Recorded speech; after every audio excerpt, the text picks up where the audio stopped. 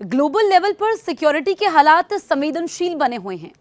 रूस यूक्रेन जंग के साथ ही इजरायल ईरान के बीच जारी तनातनी में अमेरिका के कूदने से हालात और भी सीरियस हो चुके हैं। वहीं वेनेजुएला एपिसोड के साथ ही दुनिया के तमाम देशों में ये आशंका घर कर गई है कि पता नहीं कौन कब किस पर अटैक कर दे। अब भारत इस दिशा में मजबूत डिफेंस की मुकम्मल व्यवस्था करने में जुटा हुआ है ताकि पत्ता हिलने से पहले ही पेड़ को ही साफ कर दिया जाए। भारत ग्लोबल सिक्योरिटी कंडीशंस को देखते हुए अपने डिफेंस सिस्टम को मजबूत करने के साथ ही उसे कटिंग एज टेक्नोलॉजी की मदद से अपडेट करने में जुटा हुआ है। खासकर एरियल थ्रेट से निपटने के लिए हजारों लाखों करोड़ रुपए का निवेश किया जा रहा है। एक तरफ जहां ब्रह्मोस और 5th जनरेशन फाइटर जेट पर फोकस किया जा रहा है, वहीं दूसरी ओर एयर डिफेंस सिस्टम पर भी गंभीरता से ध्यान दिया जा रहा है। अब भारत एक और सेगमेंट में काम कर रहा है। दुश्मनों की हर गतिविधि पर बाज से पैनी नजर रखने के लिए स्पेस में स्पाई सैटेलाइट स्थापित करने की योजना पर काम हो रहा है। भारत अपनी रक्षा क्षमताओं को अंतरिक्ष के मोर्चे पर नई ऊंचाइयों तक ले जाने की तैयारी में है। सरकार ने 26,000 रुपए करोड़ की लागत से 52 अत्याधुनिक सैन्य निगरानी सैटेलाइट का विशाल बेड़ा तैनात करने की योजना बनाई है, जिसे space based surveillance phase 3 programme के तहत 2029 तक पूरा किया जाएगा। यह अब तक का भारत का सबसे बड़ा सैन्य अंतरिक्ष निवेश माना जा रहा है, जिसका उद्देश्य देश की सीमाओं और समुद्री क्षेत्रों की 24 घंटे निगरानी को मजबूत करना है। इस सैटेलाइट ग्रुप की सबसे बड़ी विशेषता इसकी नाइट विजन और ऑल वेदर निगरानी क्षमता है।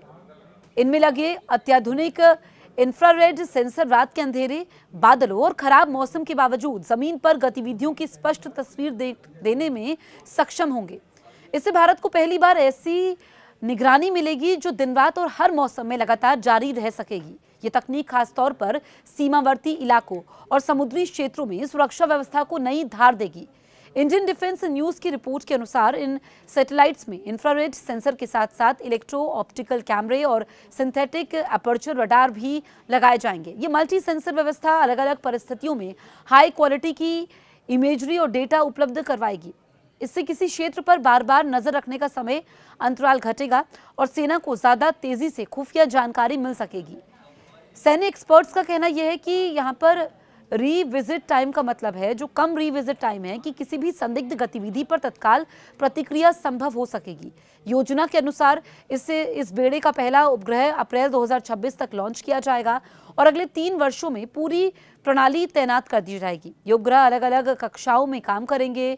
लो अर्थ ऑर्बिट से लेकर जियो स्टेशनरी ऑर्बिट तक। लो अर्थ ऑर्बिट उपग्रह हाई रेजोल्यूशन और लगातार पास देने में मदद करेंगे, जबकि जियो स्टेशनरी सैटेलाइट संवेदनशील क्षेत्रों पर लगातार नजर बनाए रखेंगे। इस मल्टी लेयर्ड तैनाती से सीमाओं और समुद्री क्षेत्रों में किसी भी तरह से ब्लाइंड स्पॉट की संभावना बेहद कम हो जाएगी। इस महत्वाकांक्षी परियोजना में इसरो 21 उपग्रह विकसित करेगा, जबकि शेष 31 उपग्रह निजी क्षेत्र की कंपनियां बनाएंगी। ये किसी भी भारतीय सैन्य अंतरिक्ष कार्यक्रम में निजी क्षेत्र की अब तक की सबसे बड़ी भागीदारी होगी। इससे रक्षा और अंतरिक्ष क्षेत्र में आत्मनिर्भरता को बढ़ावा मिलने के साथ साथ देश के निजी उद्योगों को अत्याधुनिक तकनीक विकसित करने का अवसर मिलेगा। सरकार इसे मेक इन इंडिया और आत्मनिर्भर भारत के लक्ष्यों के अनुरूप अहम कदम मान रही है। एक बार ये प्रणाली पूरी तरह चालू होने के बाद इसका संचालन और नियंत्रण रक्षा अंतरिक्ष एजेंसी यानी कि डिफेंस स्पेस एजेंसी के पास होगा।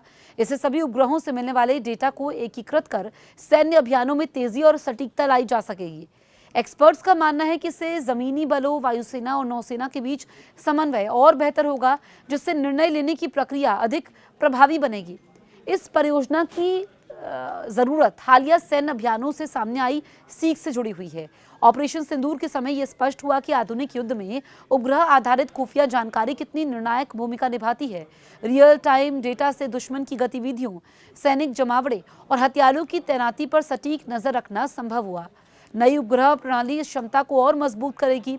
ये सैटेलाइट जमीन पर माइक्रो चेंज की पहचान करने में सक्षम होंगे, जैसे सीमावर्ती इलाकों में नई संरचनाओं का निर्माण, सैनिकों की तैनाती या समुद्र में जहाजों और पनडुब्बियों की आवाजाही। कम समय में मिलने वाले अपडेट्स से कमांडरों को स्थिति की स्पष्ट तस्वीर मिलेगी और वो तेजी से रणनीतिक फैसले ले सकेंगे।